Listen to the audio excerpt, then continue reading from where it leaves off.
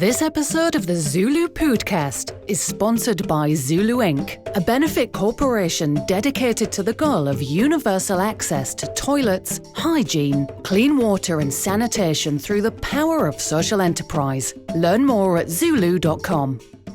The passion has only gotten stronger to my partner's, dismay, because he is not in the toilet world and he's starting to, see his Google algorithm change because he's been Googling stuff because of me. And it's just kind of, you just get into it and then you get sucked into it and you can't really get out of it is kind of how I feel about it. Yeah. That's true. Once you get chest deep, you can't get out, right? You can't. Welcome to the ZuLoo Poodcast, where we talk all things poop, toilets, and sanitation. Through insightful news, impact stories, and quirky humor, we aim to discuss and highlight the critical role toilets play in whisking poop out of our lives, the impact toilets have, or lack thereof, in the health and wellness of humanity, and what ZuLoo is doing to help solve the current global sanitation crisis. Hey everyone, welcome back to another episode of the Poodcast. If you're wondering why I'm sitting in Kelsey's spot, it's because I usurped her and I took all of her powers. That's right. Is that what happened? Yes, that's exactly what happened. No, we miss Kelsey deeply, but we are so grateful to have Suzanne with us today. And today's interview is with Kimberly Worsham of Flush. We got into a lot of really fun topics with her. Stay tuned for some toilet tourism tips, which if you don't know what that is, you're going to want to know. But before we jump into... Toilet tourism. Tourism. That could be a big thing. I should be a bigger thing because she brought up some really interesting things that I think would be cool to go check out. I know. So like some tours and different things like that. I would totally get on those tours. Yeah, of course you would. You can plan an entire world tour just on like weird toilet stuff. Last time I was in Paris, I was signing up for the sewer tour. Oh, really? Did you get to go under, like in the streets? Wow. You're wherever Jean Valjean was like carrying the body. Okay. I was like, there this you is go. it? Yeah. Did you start singing? Did you break I out started into singing. song? Yeah. Dun, dun, dun, dun, dun, dun, dun. Yeah. So it's, if you're in Paris, check it out. The sewer tour. Yeah. It's, Eiffel Tower and then the it's a little sewers. smelly if it hasn't been raining a lot. I can It's imagine. smelly down there, but it is a sewer. I mean, come on, you're in a sewer. So I think that's. I believe across Sweden the has board. some toilet tourism going on too. I think that's probably popular everywhere. We're just like now getting hip to it, and the more I think about it, the more I think we should go somewhere based on the toilet. If you haven't watched last week's, or I don't know when this is coming out, but our tour of, so I could talk about sewer tours. We took a tour of the water reclamation plant in Provo, and it was awesome.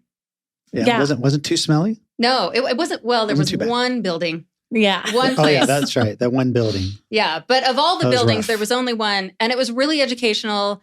What I enjoyed most about it was just the people and how passionate they are about what they do and how, and let's see, you coined the phrase, there are first responders. These guys are the last responders, which I thought was very clever. That's right. The last responders. And if they went, we all die. It's amazing. Yeah.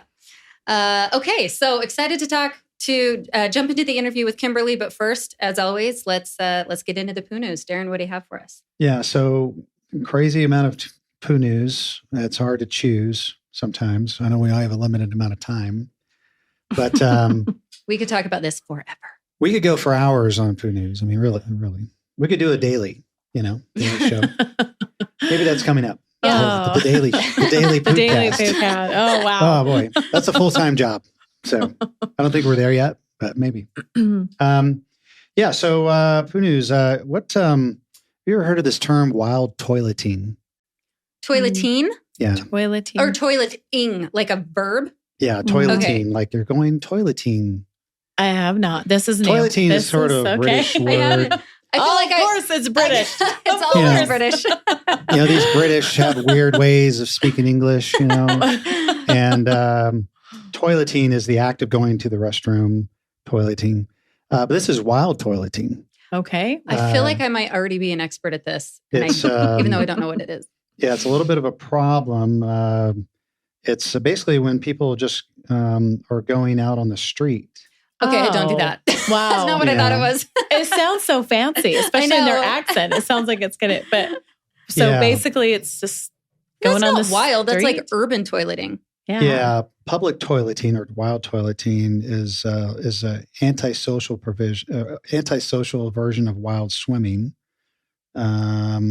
Basically, because of the lack of a decline in public facilities in a lot of cities, Mm-hmm. people just go on the street, and especially in like urban areas where there's a lot of pubs or a lot of, Mm-hmm. there's just nowhere to go. Or Mhm. maybe the toilet.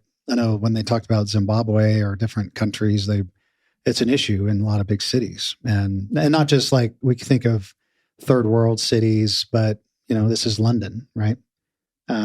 Wild toileting is going on.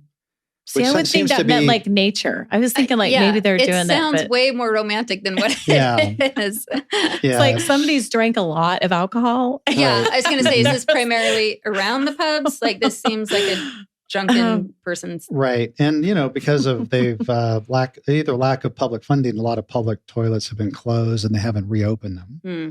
And so, what people would do is try to, and now what they're doing is they're just going on the street. Mhm. Wow. And so it's seems like we're going in the wrong direction. Right? Yeah, It's we've like, mentioned that wasn't before. that what toilets were supposed to be for? To prevent this open defecation problem. Seems like India is making progress. London, no. Right. It's going. The birthplace of toilets is going in the wrong direction. Not because of technology, just because of just lack of public facilities. Right. Mm. Are most of the public toilets over there still paid? I thought that was the point of paying. You put your little Mhm. thing and you go through the turnstile. You pay, what is it, a pound or I don't know, Yeah. pence. And then, but is that not the case anymore? And so they can't afford to keep them open? I was actually there last May, and we were in this London, and we went to a restaurant and we paid there. So it Even wasn't- in the restaurant, even though you're a paying Mhm. customer, you still had to pay Mhm. to use the restaurant. yeah, we had to Oh, go wow. down like a staircase around the corner, and then we did have to pay. Hmm. But otherwise we were in a hotel, so we only used one. Yeah. It was a public one once, but you did have to pay. And you didn't So. see anyone wild toileting? Not at the time. However, I wasn't looking for it. Yeah, I'm sure it was happening. They're just really stealth Right. at it by this point. Yeah, it's becoming a problem. They've got the smell staining to the street. Kind of a major deal. They are installing some of these, I guess what they call shiwis, they call them. They're kind of like Shiwis? shiwi. I A actually own device one that of those. allows women to stand while peeing. And Oh, I've given those out as And- like white elephant gifts, but I've never used it myself. they're actually like these little, they're like a little, I saw them in Paris last spring. We were there, and just along the river, where you just kind of, it's not a full on like porta potty, but you just sort of walk in, close the curtain, and you kind of straddle this little Squatty it's a thing. urinal, but Mhm. it's designed for a woman to just kind of squat a little bit. Oh, so and this go. This is different than what I ordered on Amazon. yeah. I Yeah, think that I'm sure sounds like those are it's handy, different. too. Okay. But anyway, so these are sort of temporary measures. But anyway, it's a problem, Again, we need to look to Tokyo, right? right? Tokyo, it has like these amazing, beautiful public toilets that are Mhm. like pieces of artwork. Oh, that's cool. Yeah. They hired like 17 artists to design these public toilets in Tokyo. And they're amazing. And they're clean and safe. And yeah. And people like want to go there just to see the amazing designs. Oh, that's cool. That's awesome. Another Yeah. reason, hopefully, that the World Toilet Summit is in Tokyo this year. Right. And then Yeah. we I can hope all go so. check it out. Yeah, hopefully we'll have some news on that coming up. Yeah. But So far, it's Um, been Tokyo or Indonesia is what's in the works. So we'll see. another question is how. This is also in the news. What we were talking about. Your proximity to your toilet from your bedroom. What's the ideal? 5 steps. 5 steps away, 2 steps away. What would be convenient? What would be convenient? Well, if you don't want to smell things. I think I'd want mine a little bit further than 5. I'm thinking 5 middle feet of the away. night. I want to get back in bed and pretend like it never happened. Right. So like the closer the better. I would say maybe 5-6 feet away or something like that. 10 feet away. So this is a house for sale for around $600,000. We'll put a link to it, but basically the bathroom is inside the master bedroom. Wow. Oh, that's too close. And it's got a little picture here. So here you can see the bed, and it's almost like a studio situation where Yeah. it's not a lot of separation between you and the It's kind of right in the corner. you and the toilet. Would that be too close for you? I mean, the design is actually kind of cool, but if you're sharing that room it's with about someone, literally Yeah. that would not It's about be fun. it literally is about 5 feet from the bed. Yeah. So- From the Okay. end of the bed. From the end of the bed to the toilet, about 5 feet. If I'm living alone, great. If there's Right. someone else in there, Yeah. And the sink is about 4 feet, and the shower is about 4 feet. So the toilet is a little bit farther. But yeah, it's not like you step out of bed and sit on the toilet. Not that close, but pretty Yeah. close. that I've never seen that before. I don't think I'd be on board for that unless I am really on my own. Yeah. So I guess they've been having a hard time selling this house because of that. Oh, really? one 'Cause it's- issue. I mean, if it was like a studio apartment, that's Yeah. one thing. But Yeah, Yeah, this is a normal. I mean, look from the outside. Look, it's it's a normal looking house, right? I wonder what is that in Yeah. the States or where is that? This is where is this house? I wonder what their reasoning was behind that. Yeah. I'm not sure where this is. Because, studio apartments in New York and Tokyo, like that's common. That Yeah, you have that the makes toilet sense. Yeah, you just totally right in get the it if corner you were because you in a roll out studio. your You bed kind of and you roll. Yeah. You would expect that in a Expect that. studio Right. apartment, but But a not in house. a regular house. Maybe, You kind of would have a door. you maybe think. some planning should be involved. You're doing a renovation right now. That's why I wanted to bring it up. Yeah, Are you the putting- designer didn't bring that idea to me. You're not putting it that close. No, I mean it's close. It is literally like it's right next door to my bedroom, but no, I mean remodeling is Yeah. Don't even. it's great. It's going to be fantastic. I'm trying to keep a positive attitude, but Yeah. we're down to one toilet, one sink, and that's kind of it. But yeah, I'm still glad that my toilet is not in my bedroom. Yeah. That would be too close for comfort.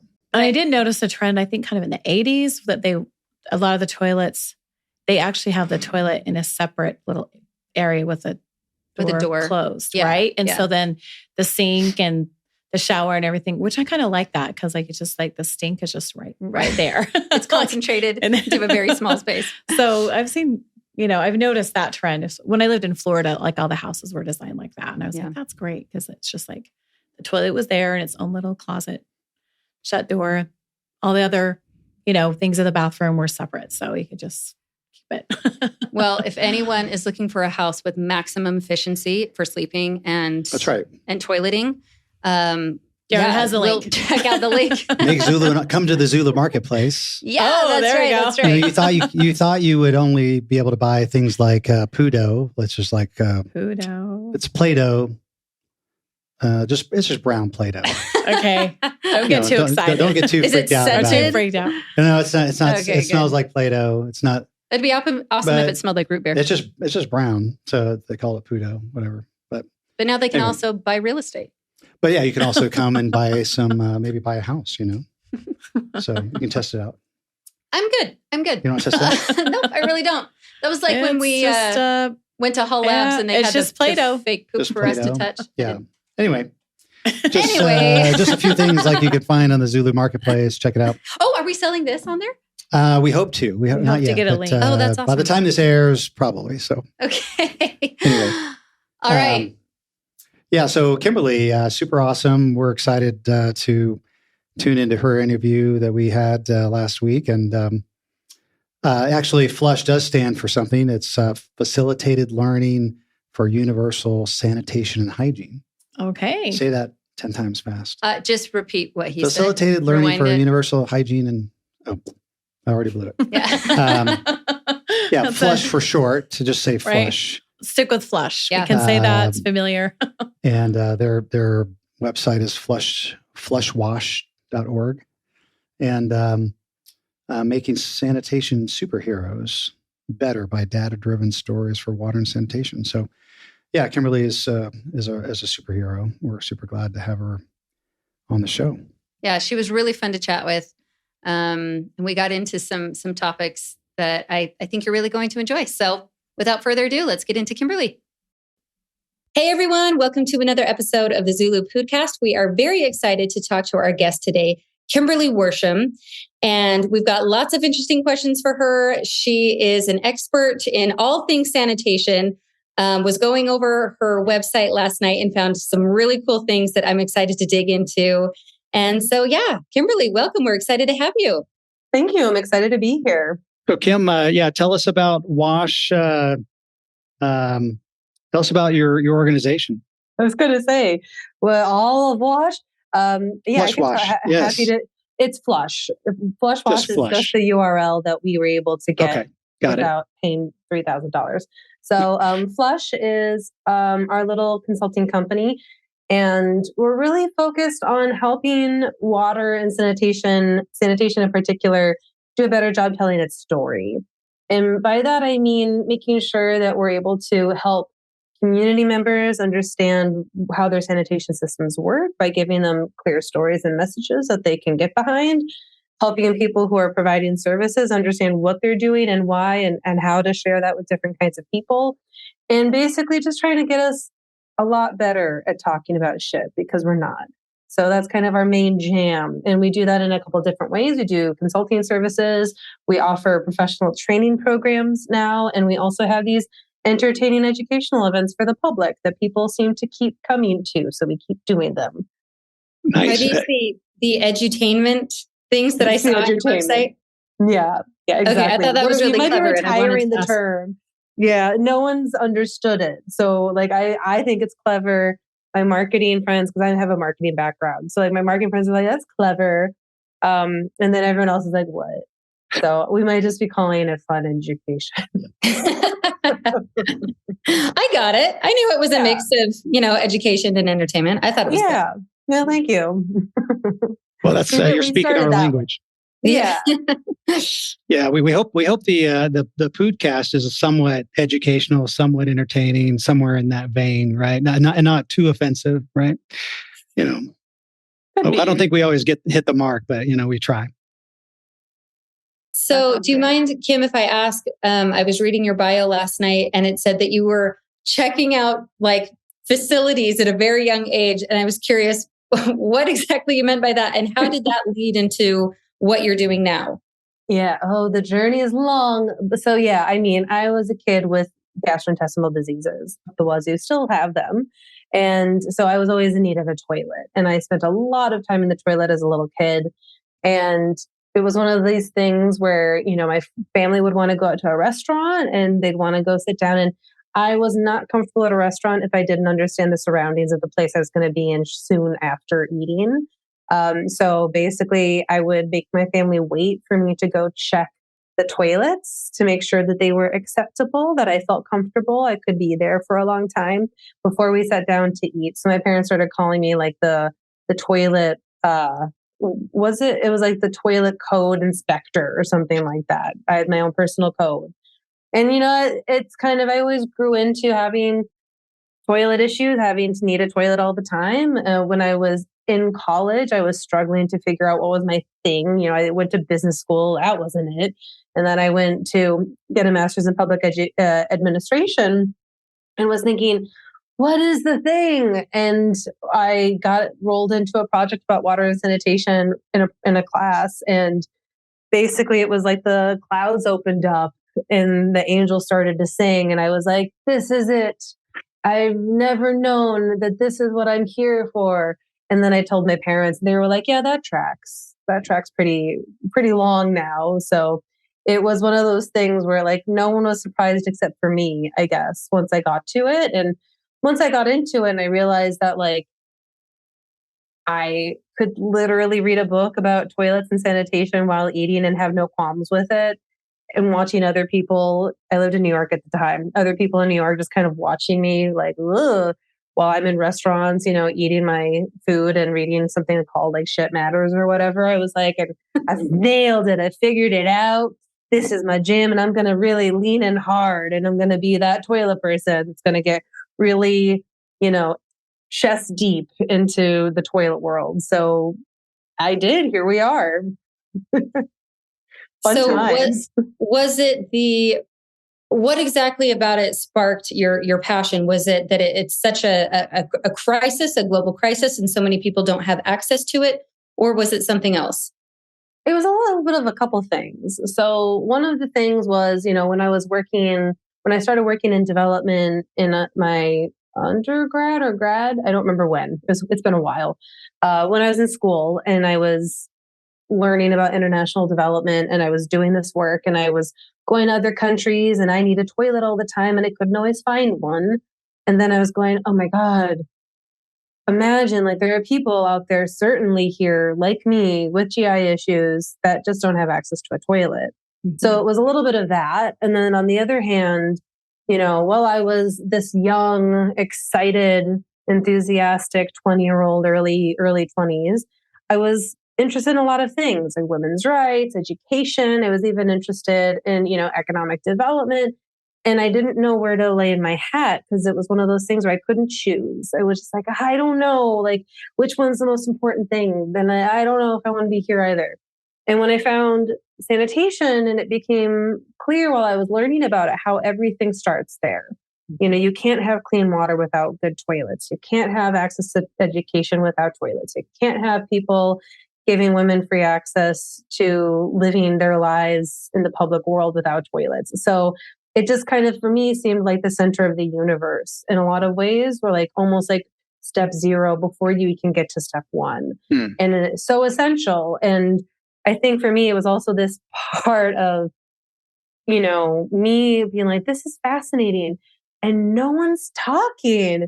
Mm-hmm. And I want to talk to my friends and they're all like, hey, you're weird. That's not stuff that we talk about at dinner time, Kim. And I'm going, oh my God, like no one's talking about this. Yeah. Oh my God. And no one wants to talk. No one's, changing the world. There's so much to do and no one's really, being that champion out there. And I was like, well, I don't mind championing this. And I don't mind being that person that talks really loudly about toilets and making everyone uncomfortable at dinner parties about my little, factoids of toilets. So yeah, it's been one of those things where I think the passion has only gotten stronger to my partner's, dismay because he is not in the toilet world and he's starting to, see his Google algorithm change because he's been Googling stuff because of me. And yeah, it's just kind of, you just get into it and then you get sucked into it and you can't really get out of it is kind of how I feel about it. Yeah.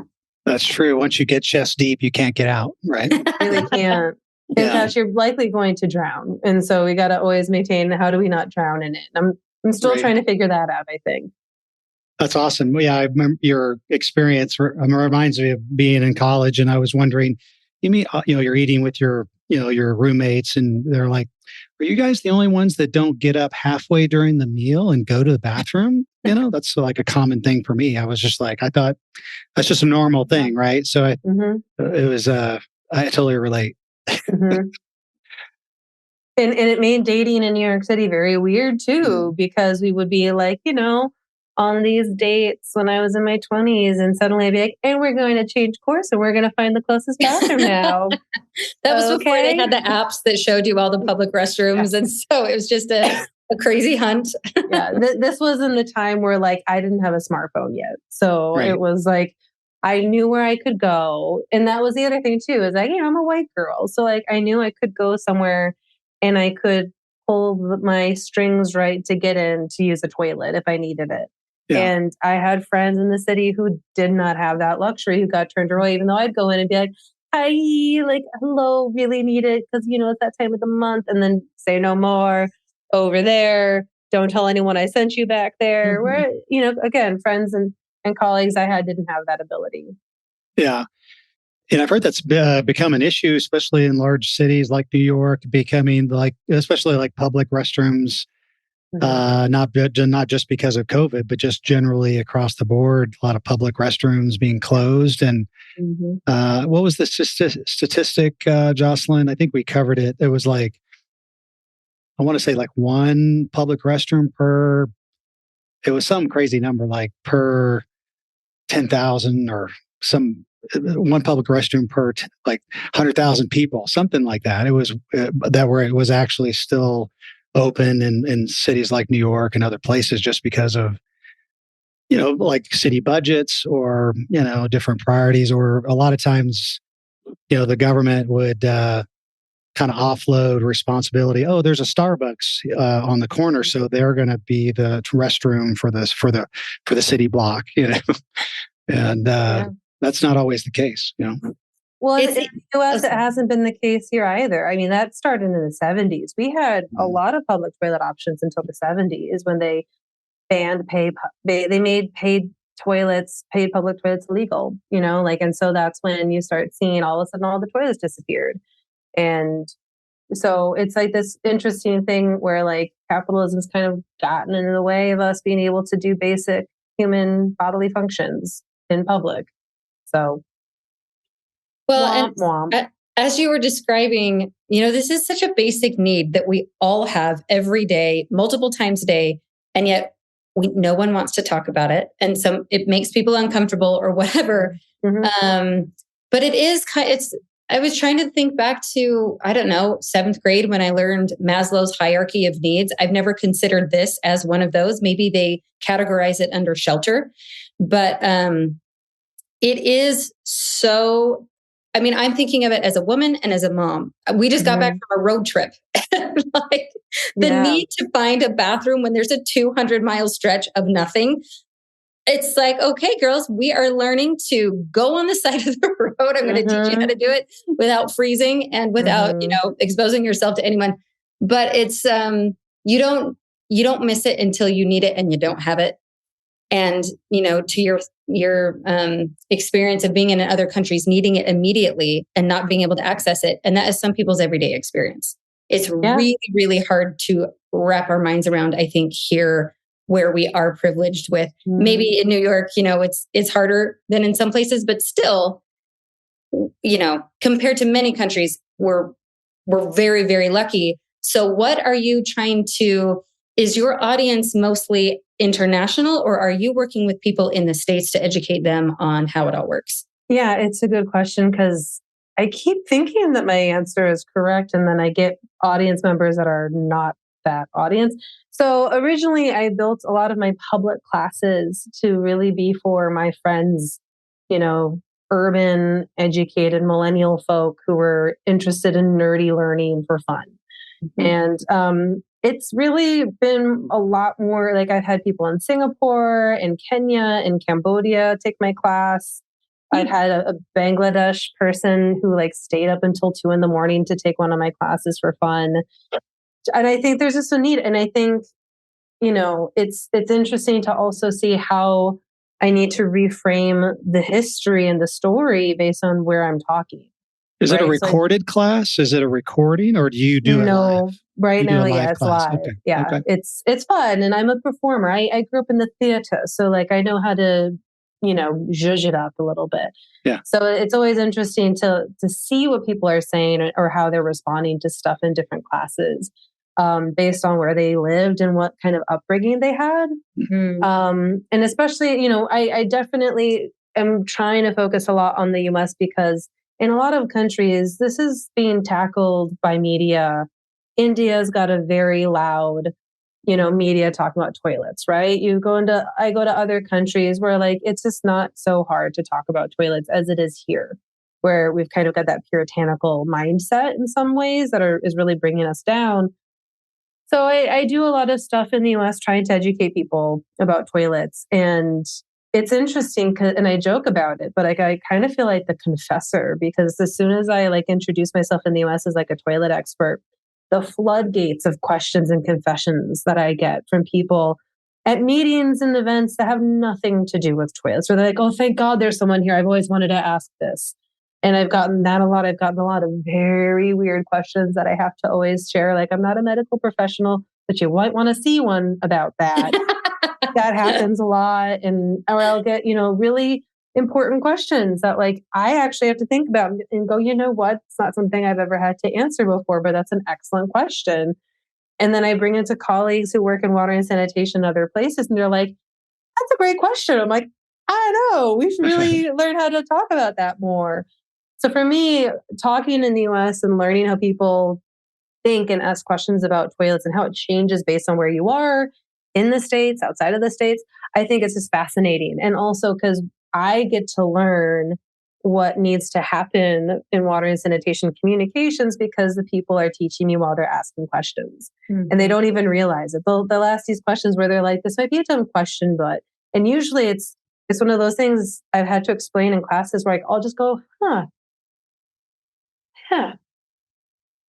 is that? Like, and I'm just sitting there and they're all kind of watching. I'm like, no, it's a really good question. And I actually don't know how to give you a good answer right now. Yeah. And then having to go back and learn it. And then all of a sudden I know all this extra stuff. And then people are like, everything. And it's like, I'm learning what people want to know. Like they want to know what happens when they flush the toilet. They want to know if their dog can flush their poo in the toilet as well. They want to know what happens with babies and like, how do they do that correctly? And all these things. And, when I work in other countries, I think there's a lot of messaging that's always out already. Like there's a lot of government work.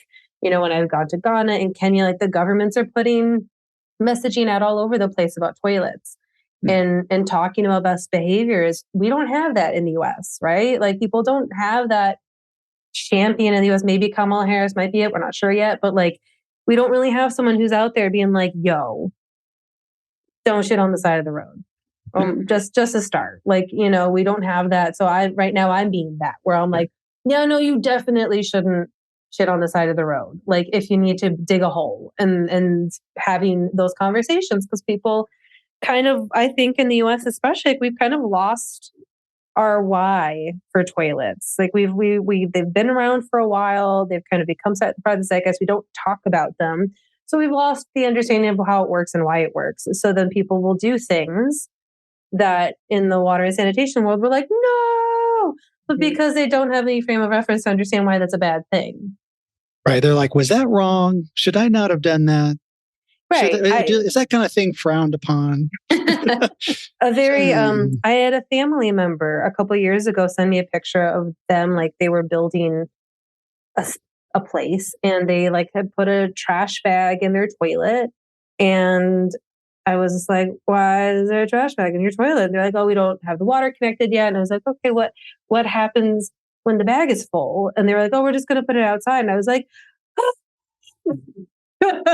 why? That's like a giant dump outside. But to them, it was just like, oh, well, we did the thing. We got it out of the house. We did the right thing. But no one's explained to them why that's not the only thing that has to happen to make it safe. Right. Well, and so my brain immediately goes to, okay, if I'm your family member, I'm thinking, what's the difference between my stuff and all the wild animal stuff that's happening in the forest? Why can't I do that? Well, I wouldn't do that, but I can see why someone would go there. Jocelyn, do you have anything you'd like to confess now that Kim is here? No. Kim is here for you to let it out. I'm trying to put myself in their shoes so I can see why they do that. Well, and that's why in a lot of my classes, I always try to say, like, the reason we got toilets is because we stopped walking around everywhere. Like, as soon you see in the history of toilets, 6,000 years ago, that's when you start seeing, hunter-gatherers settling permanently. And with that, they're starting to put in sanitation systems almost exactly when they do that. And they see that across all of these different continents. So it's one of those things. You're not on the move, you're exactly. You're living in it. Yeah. Yeah. And the animals outside are still nomadic. Like they might have a territory, but they're small and there aren't that many of them, hopefully. And they're spreading it around. And by the time they come back to this place, it's probably already composted. It's not a big deal. Mm-hmm. Jocelyn, you're kind of a road trip warrior. So, I think you'll be fine. You're just always on the move. You're not going to just leave it and keep going. I have learned to safely and respectfully get really creative when it comes to taking my girls to the bathroom in places. But we carry doggy bags wherever we go, and then we dispose of it properly when we can. But I would love to hear what other moms are doing when they're on these long stretches. Sorry for the power tools. I can't hear them. Okay, good. They're really loud in my ears. But yeah, so we actually just did a field trip to one of our local water treatment facilities. And it was really, really educational and interesting. A myth that they kind of dispelled for me was that, yes, according to them, you can flush condoms down the toilet, which I always heard was really, really bad. So I'm curious to hear your take on it. And then they also said those flushable wipes, don't do that.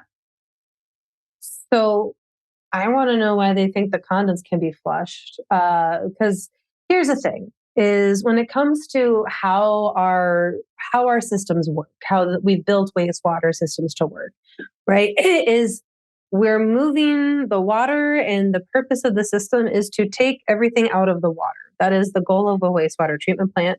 So even if you were to flush the condom, you have just made it 17 more steps to get it to the same exact place it would have gone, which is landfilled. So it's one of those things of like, I guess you could, but it'll end up in the same place. There's no benefit for you to flush it unless it's like a cellulose condom. But then I ask questions about its efficacy, but that's not the purpose of this conversation. Another episode. Yeah.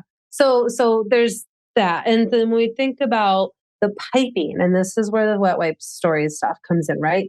We put a lot of random stuff down our sewers and our sinks and our streets, like that go into the stormwater drains.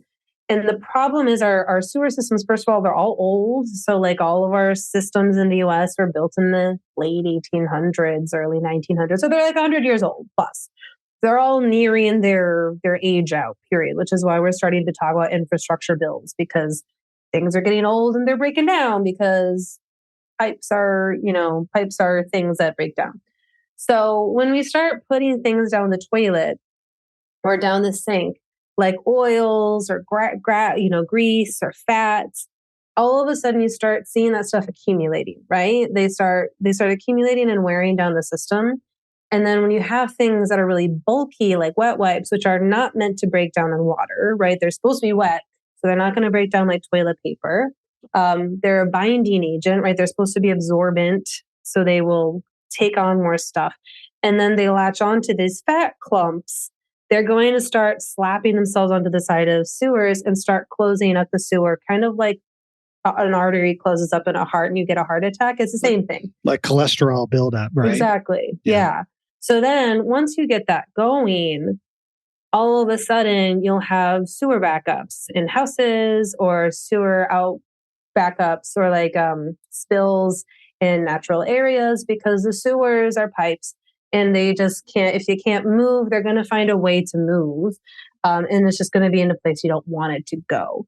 So wet wipes are kind of notorious right now for being really bad for sewers because they don't biodegrade. They've got a lot of plastic in them and they absorb so much. So they end up making what we call fatbergs. So these like bergs of fat, right? They make them really big in the sewers. And so these sewer clogs we're getting are happening a lot more now because people are putting that stuff down the toilet. And I think the EPA said it's like 65 or 85% of all of our sewer spills in the US are due to wet wipes. And wet wipes induce fatbergs, essentially. So I think London had a big problem with that as well, right? Huge. Mm-hmm. They still do. And they spend tens of millions of dollars a year just to deal with fatbergs. And part of, for like the UK, it's different because they actually they don't have good grease trap laws like we do in the US. So they just have a lot more grease going into the systems, like with restaurants and stuff. But the wet wipes have really kind of accelerated our cloggings of pipes. But like the thing is, people don't realize you shouldn't put Kleenex down the drain, right? Like face tissues, because that's supposed to be more absorbent than toilet paper, right? It's supposed to be more resilient, so it won't break down the same way in water like toilet paper will. You shouldn't put floss or hair down the toilet or down the drain because it will lasso all of those flat clumps and all of those extra debris parts and kind of contribute. And then, like medicine shouldn't go in there because it's going to get concentrated. It's going to if there's a sewage outfall, it's all going to go out into nature. And all of a sudden you just like heavily medicated a waterfall. Like there's just all of these reasons why, like there's kind of the standing rule of thumb in the US in particular, there's 3 things you can put down the toilet, the drains in general. It's like watery things, like water, bodily fluids, and toilet paper. And that's it. Like nothing else, everything else that you put in there, even if you're trying to do something good for the environment, it's still going to go to landfill. So it's not even like it's going to go to some like better off place. It's still going to the same place. Yeah. Mm-hmm. Yeah. That was a long answer to your question, but that was the journey. No, that's a really, really good answer, and helps, like, I think, just explain why. And I love the term fatberg. That is so technical visual term. and hard to forget. It kind of sounds tasty for some weird reason. Oh, gosh, no. I think I want a fatberg. They actually had to isolate. They had put a piece of fatberg on display in London, and it started to change in ways that they didn't understand. Like it was starting to like sweat, change color, morph, and like started to sprout insects. What? So they actually had to quarantine it. And so now there's a fat cam you can watch online to see how it's changing.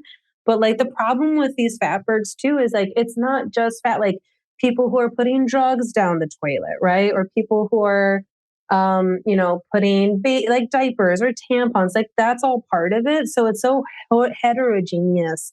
It's just really hard to figure out like what's going to happen when it breaks down. Mm-hmm. Mm-hmm.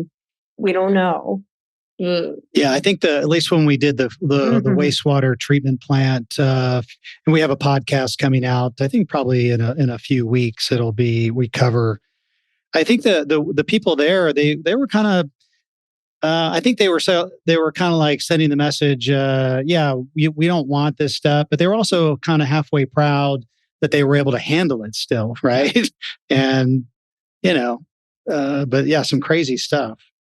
But I mean, it's great that they can handle it, but the problem is that they're not saying give us your best shot, like keep sending it in. It's more of a story of look at what we're doing in spite of you guys doing terrible things to your sewer system. Right. It's a kind of a sign of like they're not asking for more. They're just saying like we're really good at like not messing up our systems more. We're really good at saving everybody's lives here. But, despite your best efforts to make this hard for us, we're figuring it out. But I like that. I mean, those 3 things are simple. If it doesn't fall into one of those categories, bodily fluid, water, or toilet paper, don't do it. Then there's no question about what can and can't go down there. Exactly. Right. Exactly. There's actually, and if you want to get like super grossed out about all this, Discovery Plus has put, or it might have been just I think it's just Discovery Channel. They have this short mini series that they put out earlier this year called Sewer Divers. And man, it will change your life. You will never put anything wrong down the toilet again. Because they are not shy with those visuals. They're like, you want to see the backup? We're going to show you the backup. Ew. But you watch it and you're like, oh no, I did that yesterday and I will never do that again. Yeah. Mm-hmm. Yeah, I know what I'm watching tonight. I'm sure it's highly effective. I'm going to go watch that. My partner who has nothing to do with toilets in his career, he looked forward to it when it was on. He was like, is it back? Like, yeah, because it was, like kind of gross and fun and they did a good job editing it. And so he'll just be like, look at the close-up, it's the grossest thing ever. So it's fun to watch. It's also just very gross. So my gosh. Awesome. Yeah, gross and entertaining.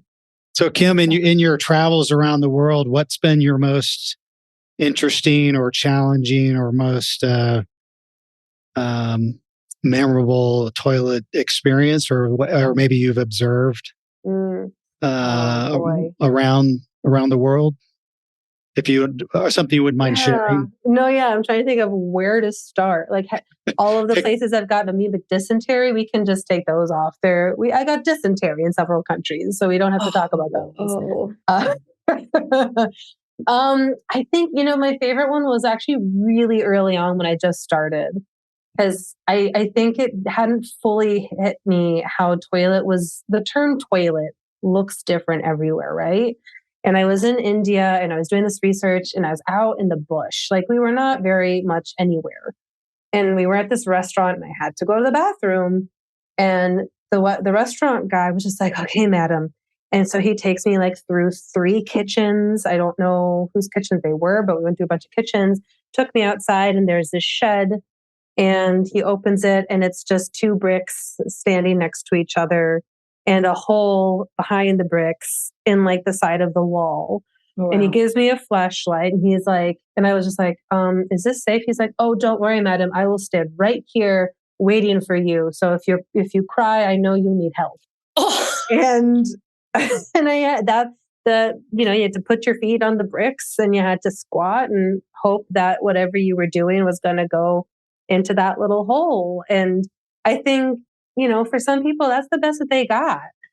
And I've seen that in other places as well. And, have I seen grosser things since? Yes. Have I seen things that are better? Yes. But that one for me was such a fascinating, difficult story because they had a toilet. Was it a good toilet? It was not.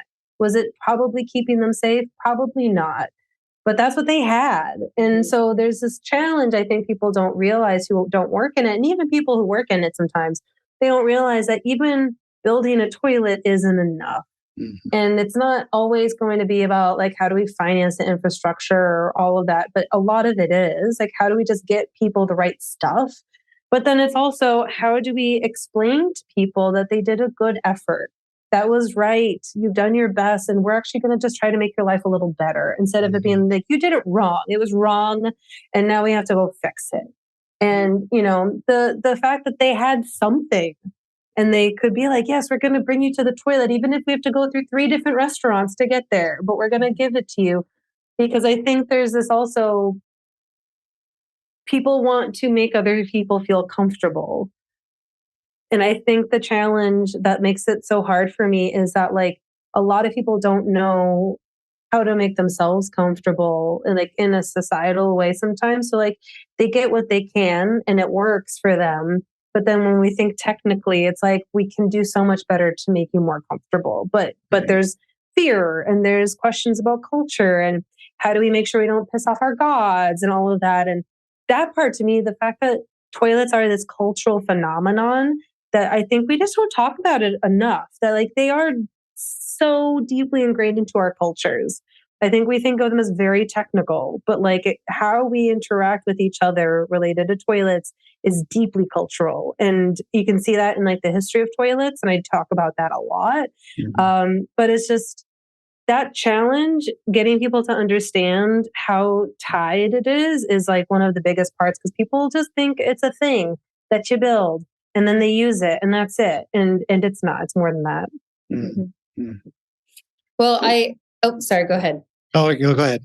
You're right. I was just going to say, I love your very straightforward approach. I mean, we have to talk about this stuff. There's no point in beating around the bush, but I think you are the right person for the job. You've got a great attitude about it. It's very matter of fact. And you've got the edutainment thing down, which I think there has to be some levity to this. Also with that sensitivity, like this is a really vulnerable and sensitive subject, depending on your audience. You got to kind of navigate that with intention. And I think it's amazing that you're taking that on. Thank you. There's others, but I'm happy to be a part of that team fighting the good fight. Yeah, it's awesome. Thank you. Well, we appreciate you coming on the show. We'll definitely link to flushwash.org and let our audience know about anything. We only have a few minutes before Zoom's going to cut us off here, but what's anything coming up that we should know about that you've got planned? Well, if you work in water and sanitation, I will see you in the Netherlands in May. Oh. I'm going to be making a carnival booth as one of my side sessions, which I don't think people are going to expect me to have a top hat on and be playing the role of a carny, I guess you could say. So I'll see you there. Otherwise, check out the website in about a month and a half. It's going to change. And I'm very excited about that. And otherwise, come ask us questions. If you guys have good toilet pictures from your travels, I love to see them because toilet tourism is the coolest next hot thing. I swear it's going to be the next hot thing. Everyone's going to be doing it. I saw that on your site and I wanted to ask you, tell me just real quick, give us a preview or a high level overview of what is toilet tourism? I mean, some people really focus on their tourism on like architecture or food or music. And I'm saying toilet tourism is fascinating because you're learning history stuff. You're seeing culture and how people have managed it. It's about going to different places of the world and finding either curious toilets, curious places with toilets, toilet museums, all of those things, and basically learning about it and seeing the story of toilets unfold and the story of humanity unfold with toilets. I think it's just so cool and fun. Well, there you go, people. There's a new way to plan your vacation. And I think that actually does sound super interesting. I think kids would really enjoy that. I think so. Awesome. Hey, thank you, Kim. Thanks for coming on the show, and we'll be in touch. Thank you. Thank you both. Thank you so much, Kim. Appreciate your time. Of course. Have a great day. You too. Bye-bye. Bye. Okay. That was a great interview. Talk about a superhero, Kimberly. I think we could have gone for at least an hour or two. Yeah. Well, that's how I feel that way kind of with all of these guests. There are so many more questions. But a couple of things I really liked about Kimberly's interview, she's very direct. She has no problem talking about any of this stuff with anyone. And that gives her, I don't know, there was a liberation about the way that she handled this topic that can be kind of taboo in some places. Yeah. But edutainment is what they call edutainment, it, right? that's right. And she was entertaining. Like she did mention she had a theater background and you could kind of tell that came through. I kind of went, I thought she was going to like break out into song at one point, like a little performance. Yeah, maybe we should have her back on. Yeah. Next time we'll have her do her one-woman show. One woman show. But they are available. All about the flesh. they are available to any organization interested in, like business advisory consulting, different edutainment events. Lots of projects going on. I think she said she was going to. I think she's going to that same thing in The Hague. Oh, right? in The Hague? Yeah, okay. I think she's going to that same thing. For those of us who don't know what The Hague is, right? I mean, I do. Just want to make sure everybody else does. I'm guessing it's somewhere in like the Netherlands? Yes. Yes. Okay. It's over there. Okay. Yeah. So there's lots of things happening over there because we've talked to a few people. Yeah. In May, there's coming up a big conference over there that has to do with water and sanitation. And Kimberly's going to have her own booth. I'm sure it's going to be like no other booth there. Superhero-ish. Yeah. Superhero. I wonder if she's going to be giving out chocolate. She's the one with the cape. Did. Oh, okay. She'll have the cape on. No, we're glad. We want to work more with Kimberly for sure. Yeah, she was a blast. So if you're in the Netherlands, The Hague, anywhere nearby, go say hi to Kimberly in May. I'm sure you won't be disappointed. We would be there, but Jocelyn and I are in the middle of doing bathroom renovations. Right? Yeah, that's right. Literally, they both are. It's for real. You are too? Yeah, we're doing in Puerto Rico. In Puerto Rico, we're that's right. Ripping out those old toilets. I don't want to get rid of them, but I don't know. Sell them on the marketplace. Putting them on the beach. I think I'd get arrested. So I don't know. Maybe you could use it as a planter. Do you think Shannon will go for that? Yeah, get creative. Turn it into an artistic installment somewhere. Yeah. I'll have to get Shannon on board. Or you could actually donate it, right? You could recycle it to donate it somewhere. Because that's good thinking. Yeah, because there are areas that are still really devastated from some of the, the hurricanes that you could repurpose it to be what it does best. That's true. It can have a life beyond your place. Yeah, that's a good idea. We'll definitely do that. There we go. Recycle your toilet. All right, you guys, thanks for joining us. Again, if you wanted to get more involved with what Kimberly's doing, go to fleshwash.org. Yep. Fleshwash.org. And we'll see you next time. Thank you for listening to the ZuLoo Poodcast. Follow us on social media at our links in the show notes below. To learn more, visit our website, ZuLoo.org. If you liked the podcast, be sure to subscribe, like, and comment. For even more ZuLoo fun, send us an email with your toilet stories to podcast@zuloo.com for a chance to be featured on the podcast.